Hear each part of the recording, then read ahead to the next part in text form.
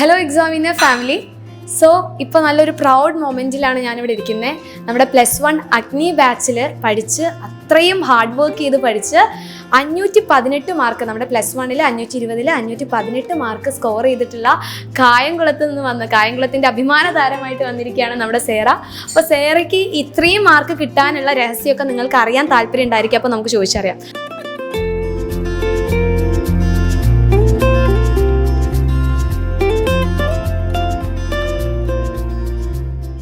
Hello Sera, അപ്പോൾ ആദ്യം തന്നെ ചോദിക്കാനുള്ളത്, ആദ്യം എനിക്ക് ചോദിക്കാനില്ല, ഈ വീഡിയോ കാണുന്ന ആൾക്കാർക്ക് ചോദിക്കാനുള്ളതായിരിക്കും, എങ്ങനെയാണ് ഇത്രയും ഒരു വലിയ മാർക്കിലോട്ട് എത്തിപ്പെട്ടത്? എങ്ങനെയാണ് പഠിച്ചിട്ടുണ്ടായിരുന്നു? ഞാൻ എക്സാമിൻ്റെ ടൈമിൽ ഒരു ദിവസം 10 മണിക്കൂർ പഠിക്കുമായിരുന്നു. 10 മണിക്കൂർ ഇങ്ങനെ ബ്രേക്കൊക്കെ എടുത്ത് പഠിക്കുമായിരുന്നു. പിന്നെ മോഡൽ എക്സാമിന് തന്നെ എക്സാമിന് വേണ്ടിയിട്ടുള്ള റിവിഷൻ നോട്ട്സ് ഫുള്ള് പ്രിപ്പയർ ആക്കി വെച്ച്. മോഡൽ എക്സാമിന് ഞാൻ പഠിച്ചില്ല, കൂടുതലും ഫൈനൽ എക്സാമിന് വേണ്ടിയിട്ടുള്ള റിവിഷൻ നോട്ട്സ് പ്രിപ്പയർ ചെയ്തു. എല്ലാ പോർഷൻസും കവർ ചെയ്യുന്ന രീതിയിലുള്ള എല്ലാം സെറ്റാക്കി റിവിഷൻ നോട്ട്സ് പ്രിപ്പയർ ചെയ്തു. എന്നിട്ട് അത് വെച്ച് ഫൈനൽ എക്സാമിന് പഠിച്ചു. അപ്പോൾ ഫുള്ള് പ്രീ പ്ലാൻ ചെയ്ത് വെച്ചിട്ടുണ്ടായിരുന്നു, അതായത് 10th കഴിഞ്ഞ് +1-ലോട്ട് എത്തുന്ന സമയത്ത് ഇന്ന കാര്യങ്ങളൊക്കെ ചെയ്യണം എന്നുള്ള ആ ഒരു പ്രീ പ്ലാൻ ഫുള്ള് സെറ്റാക്കിയിട്ടുണ്ടായിരുന്നു. അപ്പോൾ ഈ പ്ലാൻ ചെയ്ത കാര്യങ്ങളൊക്കെ കറക്റ്റായിട്ട് ഫോളോ ചെയ്യാൻ പറ്റിയിരുന്നു മോൾക്ക്? കുറേയൊക്കെ. അതായത് ഇപ്പം എക്സാമിൻ്റെ ക്ലാസ് ഓരോ ദിവസവും ക്ലാസ് ആണല്ലോ, ചിലപ്പോൾ എല്ലാ ദിവസവും കൃത്യമായിട്ട് ക്ലാസ് കാണാൻ പറ്റിയെന്ന് വരത്തില്ല. പക്ഷെ എന്നാലും അത് പിന്നെ ഇരുന്ന് കണ്ട് എല്ലാം നോട്ട്സൊക്കെ എഴുതി ഒക്കെ ചെയ്തു. അപ്പോൾ ഈ പെൻഡിങ് ആവുന്ന ക്ലാസ്സസ് ഒക്കെ മോളപ്പം എങ്ങനെ പെട്ടെന്ന് കവർ ചെയ്തിട്ടുണ്ടായിരുന്നേ? ഒന്നെങ്കിൽ സൺഡേക്ക് ഇരുന്ന് കാണും, അല്ലാന്നുണ്ടെങ്കിൽ ഓരോ മണിക്കൂർ വെച്ചിട്ട് ഓരോരോ ദിവസം ഇരുന്ന് കാണും. ഇനി അമ്മനോട് ചോദിക്കാനുള്ളത്, അപ്പോൾ മോള് നല്ല ഹാർഡ് വർക്കിംഗ് ഒക്കെയാണോ? അതെ. അപ്പോൾ മോൾക്ക് ഇത്രയും മാർക്ക് കിട്ടുമെന്ന് അമ്മയ്ക്ക് മുന്നേ ഒരു എക്സ്പെക്റ്റേഷൻ ഉണ്ടായിരുന്നു. അപ്പോൾ റിസൾട്ട് വന്ന സമയത്ത് എന്തായിരുന്നു നമ്മുടെ റിയാക്ഷൻ? ഇംഗ്ലീഷിന് ഫുള്ള് മേടിക്കേണ്ടതായിരുന്നു, കാരണം എൻ്റെ സബ്ജക്റ്റ് ഇംഗ്ലീഷാണ്. അപ്പോൾ ഞാനായിരുന്നു ആ സമയത്ത് ഗ്രാമറും കാര്യങ്ങളൊക്കെ പഠിച്ചു. അപ്പോൾ പുള്ളിക്കാരത്തി എക്സാം കഴിഞ്ഞിട്ട് വന്നപ്പോഴേ എന്നോട് പറഞ്ഞു ഒന്ന് തെറ്റിച്ചു എന്ന്. അപ്പോൾ അപ്പോഴേ നമ്മുടെ മനസ്സിലുണ്ട് ഒരു മാർക്ക് പോയി കിട്ടി. അപ്പോൾ നമുക്കറിയാമായിരുന്നു ഫുള്ള് കിട്ടില്ല, എങ്കിലും ആ ഒരു റേഞ്ചിലേക്ക് വരുമെന്ന് അറിയാമായിരുന്നു. നമ്മുടെ ഇംഗ്ലീഷ് സബ്ജക്റ്റ് എന്ന് പറഞ്ഞു കഴിഞ്ഞാൽ നമ്മുടെ ലാംഗ്വേജ് ആണല്ലോ, നമ്മുടെ സയൻസിന് പോലെയല്ലോ. ഒരു മാർക്ക് എപ്പോഴും കുട്ടികൾക്ക് പോകാറുണ്ട്. ഇപ്പോൾ ഇവിടെ വന്നിട്ടുള്ള കുട്ടികളായി കഴിഞ്ഞാലും 520-ൽ കുറച്ച് മാർക്ക് പോയിട്ടുണ്ടെങ്കിൽ അത് ഇംഗ്ലീഷാണ്. അപ്പോൾ കുഴപ്പമില്ല, എന്തായാലും മോൾ സയൻസ് സബ്ജക്റ്റിലൊക്കെ ഫുൾ മാർക്ക് എന്തായാലും സ്കോർ ചെയ്തിട്ടുണ്ടായിരിക്കും. അപ്പോൾ നമ്മുടെ അഗ്നി ബാച്ച് എത്രത്തോളം മോൾക്ക് ഇത്രയും മാർക്ക് കിട്ടാൻ വേണ്ടി യൂസ്ഫുൾ ആയിരുന്നു?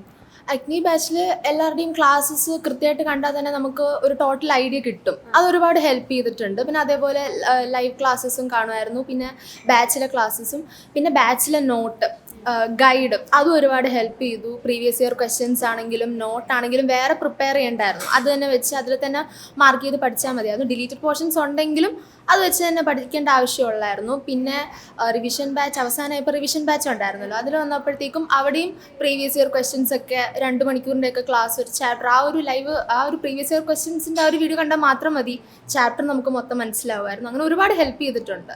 അപ്പോൾ മോള് പറഞ്ഞു ഞാൻ ഒരു 10 മണിക്കൂറൊക്കെ ഇരുന്ന് പഠിക്കുമായിരുന്നു പറഞ്ഞു. അപ്പോൾ മോൾക്ക് ഓരോ ടോപ്പിക്സ് പഠിക്കുന്ന സമയത്ത് കുറേ തവണ വായിച്ചു നോക്കി പഠിക്കണോ, അതോ ആ ടോപ്പിക്സ് പഠിക്കുമ്പോൾ നോട്ട്സ് ഉണ്ടാക്കിയിട്ടാണ്? അപ്പോൾ ഇത്രയും സമയം മോള് പഠിക്കുന്നുണ്ടല്ലോ, അപ്പോൾ അതെങ്ങനെയാണ് ഈ 10 മണിക്കൂർ എങ്ങനെയാണ് മോള് പഠിക്കുന്ന രീതി? ഞാൻ ആദ്യം ഒരു ചാപ്റ്റർ എടുക്കും. ഞാൻ എക്സാമിനൻ്റെ ആപ്പിലെ ക്ലാസ് എടുത്തു വെച്ച് ആദ്യം ഒന്ന് കാണും. അത് കാണുന്നതോടൊപ്പം തന്നെ ഞാൻ നോട്ട് ഒന്നെങ്കിൽ ഗൈഡിൽ അല്ലെങ്കിൽ ടെക്സ്റ്റിൽ മാർക്ക് ചെയ്യും. വേറെ എഴുതാറില്ല. പിന്നെ സ്കൂളിലെ നോട്ട് ഉണ്ടെങ്കിൽ അതിലൊന്നെങ്കിൽ അണ്ടർലൈൻ ചെയ്തിടും, അത്രയേ ഉള്ളൂ. ഞാൻ അതിൽ തന്നെ നോട്ട് വെച്ചിട്ട് അതിനോടൊപ്പം തന്നെ പഠിക്കും. പിന്നെ പ്രീവിയസ് ഇയർ ക്വസ്റ്റ്യൻസ് ഒരുപാട് ചെയ്ത് നോക്കും. ആൻസേഴ്സ് ഇല്ലാതെ കുറേ ക്വസ്റ്റ്യൻസ് എടുത്ത് വെച്ചിട്ട് ഞാൻ ചെയ്ത് നോക്കും. അപ്പോൾ ആൻസർ കിട്ടുന്നുണ്ടോ നോക്കും. അങ്ങനെ. അപ്പോൾ വളരെ സിമ്പിളായിട്ടുള്ള രീതിയിലൊന്നും അല്ല ഈ മാർക്ക് വാങ്ങിച്ചിട്ടുള്ളത്. മോൾ ആദ്യം മുതൽ തന്നെ ഫുൾ പ്ലാൻ ചെയ്ത് ഒന്ന് ജസ്റ്റ് തിങ്ക് ചെയ്യുക, 10 മണിക്കൂറൊക്കെ ഇരുന്ന് പഠിക്കുക എന്ന് പറയുമ്പോൾ, അതും കുഞ്ഞു ബ്രേക്കൊക്കെ എടുത്തിട്ടായാലും ആ ഒരു 10 hours പഠിക്കണം എന്ന് ഫിക്സ് ചെയ്തിട്ട് ആ ഒരു കാര്യം മുന്നോട്ട് വെച്ചിട്ട് തന്നെയാണ് പഠിച്ചിട്ടുണ്ടായിരുന്നത്. അപ്പോൾ ഒരു 520 വിചാരിച്ചിട്ട് തന്നെയാണ് മോള് മുന്നോട്ട് പോയിട്ടുണ്ടായിരുന്നത്. പക്ഷേ ലാംഗ്വേജിൽ പോയതുകൊണ്ട് അത് സയൻസ് സബ്ജക്റ്റ് നോക്കുകയാണെങ്കിൽ മോൾക്ക് ഫുൾ മാർക്ക് ഉണ്ട്, എല്ലാ സബ്ജക്റ്റിലും ഫുൾ മാർക്ക് ഉണ്ട്. അപ്പോൾ ഈ മോൾക്ക് ഏറ്റവും ഇഷ്ടപ്പെട്ട സബ്ജക്റ്റ് ഏതാ? എനിക്ക് മാത്സും ഫിസിക്സും ആയിരുന്നു എനിക്ക് ഏറ്റവും ഇഷ്ടം. അത് അലൻസാറും അലക്സാറും പഠിപ്പിക്കുന്നത് എനിക്ക് ഏറ്റവും ഇഷ്ടം. അവർ രണ്ടുപേരുടെയും പഠിപ്പിക്കുന്ന രീതിയൊക്കെ എനിക്ക് ഭയങ്കര ഇഷ്ടമാണ്. എനിക്ക് അവരുടെ ക്ലാസ് അറ്റൻഡ് ചെയ്യാനേ ഭയങ്കര ഇഷ്ടമാണ്. പിന്നെ +1 വന്നപ്പോൾ ബയോമാത്സ് എടുക്കുന്ന സമയത്ത് ഒരു കൺഫ്യൂഷൻ ഉണ്ടായിരുന്നു, കമ്പ്യൂട്ടർ എടുക്കണോ ബയോളജി എടുക്കണോ എന്ന്. അപ്പം അർച്ചന മിസ്സിനെ വിചാരിച്ചുകൊണ്ടാണ് ഞാൻ ബയോളജി പോലെ എടുത്തത്. ഓക്കെ, അപ്പോൾ നമ്മുടെ എക്സാമിനർ ഫാക്കൽറ്റി അല്ലേ, അതായത് നമ്മുടെ അർച്ചന മിസ്സിൻ്റെ ക്ലാസ് ചെയ്യോ ഇനി ഞാൻ 10 കഴിഞ്ഞ് +1 എത്തുന്ന സമയത്ത് എനിക്ക് മിസ്സാവുമല്ലോ, അപ്പോൾ ആ ക്ലാസ്സസ് എനിക്ക് കാണാമല്ലോ എന്ന് പറഞ്ഞ് ബയോമാക്സ് എടുത്ത് മോള് പഠിച്ചു. അപ്പോൾ എങ്ങനെ ഉണ്ടായിരുന്നു? മോൾക്ക് ബയോളജി ബുദ്ധിമുട്ടുള്ള സബ്ജക്റ്റ് ആണോ? ബയോളജി വന്നിട്ട് ഇപ്പം മാത്സ്, ഫിസിക്സ്, കെമിസ്ട്രി ഒക്കെ വന്നിട്ട് നമുക്ക് തിയറി ഉണ്ട്, പ്രോബ്ലം ഉണ്ട്, അങ്ങനെ ഒരുപാട് നമുക്ക് മീൻസ് കാണാതെ പഠിക്കേണ്ട ആവശ്യമില്ല, എല്ലാം അങ്ങനെ. പക്ഷേ ബയോളജിയിലേക്ക് വരുമ്പോൾ നമുക്ക് ഫുൾ തിയറി ആണല്ലോ, എല്ലാം നമ്മൾ ബൈഹാർട്ട് ചെയ്ത് പഠിക്കണം. പിന്നെ +1 വന്നപ്പം പോർഷൻസ് ഒക്കെ ഒരുപാട് വലുതായി, എല്ലാം ഒരു ചാപ്റ്റർ ഇങ്ങനെ പഠിച്ച് വരുമ്പോൾ ബാക്കി എന്നുള്ളതൊക്കെ മറക്കും, അങ്ങനെ കുറച്ച് ബുദ്ധിമുട്ടൊക്കെ ഉണ്ടായിരുന്നു. പക്ഷേ കുഴപ്പമില്ലായിരുന്നു. ഓക്കെ, അപ്പോൾ മോൾ എന്തായാലും അടിപൊളിയായിട്ട് തന്നെയാണ് ആദ്യം ആ ടൈം ടേബിൾ ഫോളോ ചെയ്ത് മാക്സിമം പോകാൻ വേണ്ടിയിട്ട് മോൾ നോക്കിയിട്ടുണ്ടായിരുന്നു. അപ്പോൾ മോൾക്ക് ഇനി ഇപ്പോൾ സാധാരണ നമ്മൾ എല്ലാ കുട്ടികളോടും ചോദിക്കുന്ന സമയത്ത്, ഇപ്പോൾ ഞാനൊക്കെ എൻ്റെ ആ ഒരു സമയത്തൊക്കെ ആണെങ്കിൽ ചോദിക്കുമ്പോൾ ഏറ്റവും ബുദ്ധിമുട്ടുള്ള സബ്ജക്റ്റ് ഏതാണെന്ന് വെച്ചാൽ മാത്സാണ്, മാത്സ്, ഫിസിക്സ്. പക്ഷേ മോള് പറയുന്നത് ഫിസിക്സും മാത്സുമാണ് എൻ്റെ ഫേവറേറ്റ്. നമ്മൾ സാധാരണ ഈ ബയോളജി അതിങ്ങനെ പഠിച്ചാൽ മതിയല്ലോ, മറ്റേതിങ്ങനെ കണ്ടെത്തിയിട്ട് ഇങ്ങനെ അവസാനം 2 വര ഇടാൻ കിട്ടൂല. ഈ മാത്സ് ഒക്കെ ചെയ്യുമ്പോൾ നമുക്ക് ഏറ്റവും കൂടുതൽ ഹാപ്പിനെസ് ഉണ്ടാവുക, എല്ലാം ചെയ്ത് കഴിഞ്ഞാൽ അവസാനം 2 ഒരു അണ്ടർലൈൻ ചെയ്യാറുണ്ട്, അപ്പോഴാണ് ഒരു സന്തോഷം. പക്ഷെ ഇങ്ങനെ ചെയ്യുമ്പോൾ അത് ഇടാൻ കിട്ടുന്ന ചാൻസ് വളരെ കുറവായിട്ടാണ് കിട്ടുന്നത്. അപ്പോൾ മോൾ എങ്ങനെയാണ് ഈ 2 സബ്ജക്റ്റിന് ഏറ്റവും ഇഷ്ടപ്പെടാനുള്ള കാരണം എന്താ? അത് ഒന്നെന്ന് പറഞ്ഞു കഴിഞ്ഞാൽ നമ്മളൊന്നും കാണാതെ പഠിക്കേണ്ട, മാത്സ് ആകുമ്പോൾ കാണാതെ പഠിക്കേണ്ട. ഇപ്പോൾ ഇക്വേഷൻസ് ആണെങ്കിലും കാണാതെ പഠിക്കേണ്ട ആവശ്യമില്ല. ഒരു ക്വസ്റ്റ്യൻ ഒരു 2-3 തവണ ചെയ്ത് പഠിക്കുമ്പോൾ തന്നെ നമുക്കത് മനസ്സിലാവും. അപ്പം പിന്നെ ഒരുപാട് പ്രീവിയസ് ഇയർ ക്വസ്റ്റ്യൻസും ഒരുപാട് മോഡൽ ക്വസ്റ്റ്യൻസും ഒക്കെ ചെയ്ത് കഴിയുമ്പോൾ നമുക്കത് തറവായിരിക്കും. ആ ഒരു രീതിയിലുള്ള ഏത് ക്വസ്റ്റ്യൻസ് വന്നാലും ഫൈനൽ ആൻസർ തെറ്റിപ്പോയാലും നമുക്ക് അവിടെ വരെയുള്ള സ്റ്റെപ്പ് നമുക്ക് കറക്റ്റായിട്ട് ചെയ്യാനുള്ള ഒരു ഐഡിയ കിട്ടും. പ്രീവിയസ് ഇയർ ക്വസ്റ്റ്യൻസ് മാത്രം ചെയ്താൽ മതി. അതേപോലെ തന്നെ ഫിസിക്സ് ആണെങ്കിലും തിയറിയൊക്കെ പഠിക്കാൻ എളുപ്പമാണ്. അലക്സ് സാറും ദിൽഷ മിസ്സും അടിപൊളിയായിട്ട് പഠിപ്പിച്ചായിരുന്നു. അവസാനമൊക്കെ ആയപ്പോഴത്തേക്കും നന്നായിട്ടുണ്ടായിരുന്നു. പിന്നെ ഡെറിവേഷൻസും പ്രോബ്ലം ഒക്കെ അടിപൊളിയായി. ഓക്കെ, അപ്പോൾ ബയോളജി മോള് പറഞ്ഞു എനിക്ക് തിയറി പഠിച്ചെടുക്കാൻ ബുദ്ധിമുട്ടായിരുന്നു എന്ന്. അപ്പോൾ മോള് ബയോളജിക്ക് കുറേ നേരം ടൈം സ്പെൻഡ് ചെയ്ത് എങ്ങനെയായിരുന്നു ബയോളജി പഠിച്ചിട്ടുണ്ടായിരുന്നത്? ബയോളജി ഞാൻ ആദ്യം ബോട്ടണി ഒരു 2 ചാപ്റ്റർ പഠിക്കും, സുവോളജി 2 ചാപ്റ്റർ പഠിക്കും, എന്നിട്ട് അത് റിവൈസ് ചെയ്യും. അങ്ങനെയൊക്കെയായിരുന്നു പഠിച്ചു പോയത്. കാരണം നമ്മൾ ഇപ്പോൾ ഒരുപാടുള്ളത് കൊണ്ട് നമ്മൾ അവസാനമൊക്കെ വരുമ്പോഴത്തേക്കും മറന്നു പോകുമായിരുന്നു. അപ്പോൾ അങ്ങനെ അങ്ങോട്ടും ഇങ്ങോട്ടൊക്കെ മിക്സാക്കിയാണ് പഠിച്ചത്. പിന്നെ കുറേ കോഡൊക്കെ വെച്ച് ഒക്കെ പഠിച്ചു. അപ്പോൾ മോള് പറഞ്ഞു ഒത്തിരി പഠിക്കാൻ, നമ്മുടെ ടെക്സ്റ്റ് ബുക്ക് തന്നെ നല്ല കട്ടിയുള്ള ടെക്സ്റ്റ് ബുക്ക്, അപ്പോൾ അതിൽ ഒത്തിരി പഠിക്കാനുള്ള കാര്യങ്ങളുണ്ട്. അപ്പോൾ മോള് പറഞ്ഞു ഇങ്ങനെ മറന്നു പോകുന്നു. അപ്പോൾ മറവിക്ക് വേണ്ടി മോൾ എന്ത് ഗുളിക കഴിച്ചിട്ടുണ്ടായിരുന്നു? അതായത് എന്ത് ടിപ്സാണ് ഉദ്ദേശിച്ചത്? മറവിക്ക് വേണ്ടിയിട്ട് പ്രീവിയസ് ഇയർ ക്വസ്റ്റ്യൻസ് ഒരു തവണ ചെയ്യുക, അത് തന്നെ പിന്നെയും ഒരുപാട് ക്വസ്റ്റ്യൻ പേപ്പർ വർക്കൗട്ട് ചെയ്ത് വരുമ്പോഴത്തേക്കും ഒരുപാട് തവണ ക്വസ്റ്റ്യൻസ് റിപ്പീറ്റ് ഒക്കെ ആവുമല്ലോ. അപ്പം നമ്മളത് പിന്നെയും ഇങ്ങനെ ഓർത്തോർത്ത് വരുമ്പം മറക്കാതിരിക്കും. അപ്പോൾ നമ്മുടെ എപ്പോഴും ഒരു സക്സസ്സിൻ്റെ പിറകിൽ വേറെ കൈകൾ എന്ന് പറയുമ്പോൾ നമ്മളെപ്പോഴും നമ്മുടെ പാരൻസിനെ ആലോചിക്കുക. അപ്പോൾ മോൾക്ക് ഇപ്പോൾ 3 മാർക്ക് കിട്ടിയിട്ടുണ്ട്. അപ്പോൾ ഇതിൽ ഫാമിലി എത്രത്തോളം ഇൻക്ലൂഡ് ചെയ്തിട്ടുണ്ട് അല്ലെങ്കിൽ ഇൻവോൾവ് ചെയ്തിട്ടുണ്ട്? ഞാനിങ്ങനെ എപ്പോഴും ഇരുന്ന് പഠിക്കുന്ന സമയത്ത് അച്ഛനും അമ്മയൊക്കെ വന്നിട്ട് പഠിക്കും, പറയും നീ ഒന്ന് വന്ന് ഭക്ഷണം കഴിക്കുക, അല്ലെങ്കിൽ ഒന്ന് എണ്ണീറ്റ് വാന്നൊക്കെ പറയുമായിരുന്നു. എനിക്കൊന്ന് ബയോളജി എക്സാമിൻ്റെ തലേന്നായിരുന്നു. ഞാൻ വെളുപ്പിനെ എണ്ണീറ്റിരുന്നു, തൊട്ട് തലേ ദിവസം വെളുപ്പിനെ എണ്ണീറ്റിരുന്നു. ഞാൻ എണ്ണീറ്റതേ ഇല്ല ഇവിടുന്ന്, ഫുഡ് കഴിക്കാൻ മാത്രം എണ്ണീറ്റ്. വൈകുന്നേരം 5 മണി 6 മണിയൊക്കെ അപ്പം അച്ഛൻ വന്നിട്ട് പറഞ്ഞു നിങ്ങൾ എപ്പോഴും ഇരുന്ന് പഠിച്ചു കഴിഞ്ഞാൽ നിനക്ക് മടുക്കും, നീ എണ്ണീറ്റ് അങ്ങോട്ടും ഇങ്ങോട്ടൊക്കെ നടക്കാൻ പറഞ്ഞു.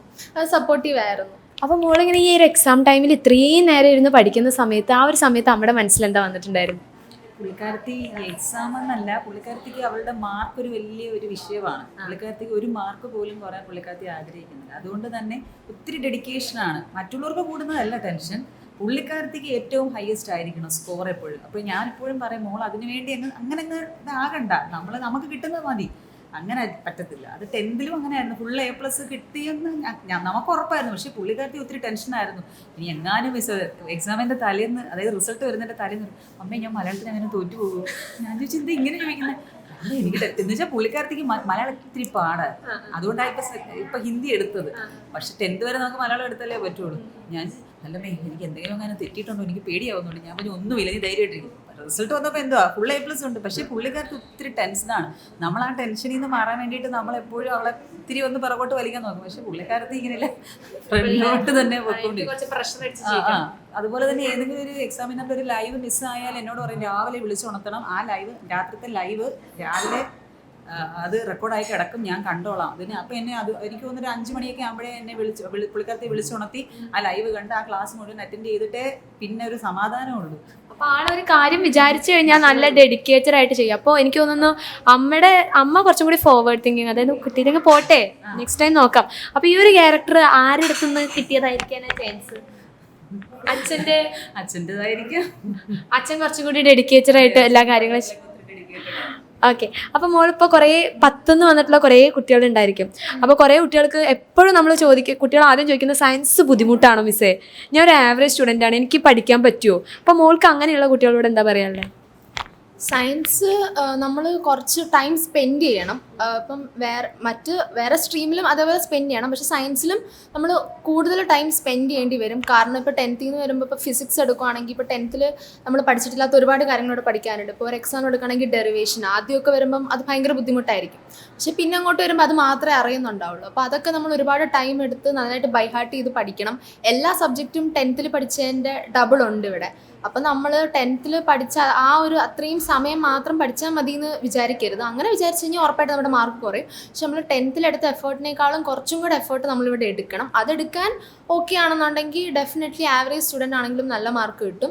അതേപോലെ ഒരു ടൈം ടേബിളൊക്കെ വെച്ച് പഠിക്കുക. ആൻഡ് ഇപ്പം എക്സാമിനറിൻ്റെ ബാച്ചിലാണെങ്കിലും ടൈം ടേബിളൊക്കെ വെച്ചിട്ട് ക്ലാസ്സസ് ഉണ്ട്, അത് കൃത്യമായിട്ട് ഫോളോ ചെയ്യുക. നോട്ട്സ് ഇപ്പം എക്സാമിനറിൻ്റെ ഗൈഡുണ്ട്, അതൊക്കെ കൃത്യമായിട്ട് അതിലുള്ള നോട്ട്സ് മാർക്ക് ചെയ്ത് പഠിക്കുക. പിന്നെ സ്കൂളിൽ ടീച്ചേഴ്സ് ഉണ്ട്, അവരുടെയും ഹെൽപ്പ് മേടിക്കുക. അങ്ങനെ എല്ലാം വെച്ച്. അപ്പോൾ ഈ പഠനം അല്ലാതെ മോൾക്ക് എന്തെങ്കിലും എക്സ്ട്രാ ആക്ടിവിറ്റി അങ്ങനെ എന്തെങ്കിലും? റീഡിങ് പുള്ളിക്കാരത്തേക്ക് സ്വന്തമായിട്ടൊരു യൂട്യൂബ് ചാനലൊക്കെ ഉണ്ട്. ആണ്, ഏതാണ് ആ യൂട്യൂബ് ചാനൽ? സേറ റീഡ്സ്. അപ്പോൾ ബുക്സിനെ കുറിച്ചിട്ടാണോ ആൾ? റിവ്യൂസ് ഒക്കെ റിവ്യൂ ചെയ്യും. എനിക്ക് തോന്നി ആൾ നല്ല ടോക്കറ്റീവാണ്, സംസാരിക്കുമ്പോൾ ആളിങ്ങനെ ഫ്ലോയിൽ. അതുകൊണ്ട് എനിക്ക് വലിയ ബുദ്ധിമുട്ടില്ല. കുട്ടി എന്നെ ചോദിച്ചു കഴിഞ്ഞാൽ ആളെന്നെ എല്ലാം പറഞ്ഞുകൊണ്ട് പോയിക്കോളൂ. അപ്പോൾ ഞാൻ വിചാരിച്ചു നന്നായിട്ട് സംസാരിക്കണ്ടല്ലോ, അപ്പോൾ ഇതിൻ്റെ പിന്നിൽ അതാണ്. അപ്പോൾ ഇതിനോടൊക്കെ താല്പര്യമാണ്. അപ്പോൾ മുന്നേ തുടങ്ങിയതാണോ മോളിതൊക്കെ? ഞാൻ 8th പഠിക്കുമ്പോൾ സ്റ്റാർട്ട് ചെയ്തത്. കൊറോണയാണ് പുള്ളിക്കാരത്തെ അതിലേക്ക് തിരിച്ചുവിട്ടത്. ഓക്കെ, അപ്പോൾ ഈ പഠനവും ഇപ്പം ഇത്രയും പഠിക്കാനുള്ള സമയത്ത് മോൾക്ക് ഇതിന് സമയം കണ്ടെത്താൻ പറ്റിയിട്ടുണ്ടായിരുന്നു അങ്ങനെ? ഇല്ല, ഞാൻ 11th പഠിക്കുന്ന സമയത്ത് കുറച്ച് ബുക്സേ വായിച്ചിട്ടുണ്ടായിരുന്നുള്ളൂ. പിന്നെ സ്കൂളിലൊക്കെ പോയിരുന്ന് വായിക്കും. പക്ഷേ സ്കൂളിൽ പിന്നെ കൂടുതൽ ഫ്രണ്ട്സിൻ്റെ കൂടെ ഒക്കെ ഇരിക്കും. പിന്നെ വീട്ടിൽ വന്നു കഴിഞ്ഞാലും അങ്ങനെ സമയമൊന്നും കിട്ടാറില്ല. പിന്നെ എപ്പോഴെങ്കിലുമൊക്കെ സമയം കണ്ടെത്തി വായിക്കും. ഓക്കെ, മോൾക്ക് ഇനി ഫ്യൂച്ചറിൽ ആരായി തീരാനാണ് ആഗ്രഹിക്കുന്നത്? എനിക്കൊരു IPS ഓഫീസർ ആവണമെന്നാണ് ആഗ്രഹം. അപ്പോൾ അതിന് വേണ്ടിയിട്ട് ഇപ്പം തന്നെ പ്രിപ്പറേഷനൊക്കെ തുടങ്ങിയിട്ടുണ്ടോ? ഇല്ല, അങ്ങനെയൊന്നും സ്റ്റാർട്ട് ചെയ്തില്ല. എന്തായാലും അങ്ങോട്ട് എത്താൻ വേണ്ടി എന്തായാലും മോൾ അത്രയും ഡെഡിക്കേറ്റഡ് ആണ് എന്ന് പറഞ്ഞ സ്ഥിതിക്ക് മോൾക്ക് തോന്നുന്നു അതിന് വേണ്ടിയിട്ട് തന്നെ നന്നായിട്ട് ഹാർഡ് വർക്ക് ചെയ്യും. അപ്പോൾ ഇതേപോലെ തന്നെ അടിപൊളിയായിട്ട് പഠിക്കുക. +2 1200 1200 മാർക്കും വാങ്ങിച്ച് നെക്സ്റ്റ് ഇൻ്റർവ്യൂവിൽ മോൾ ഇങ്ങോട്ട് വരിക. അന്ന് അച്ഛനെ എല്ലാവരും കൂട്ടിയിട്ട് വരിക. So all the best, congrats.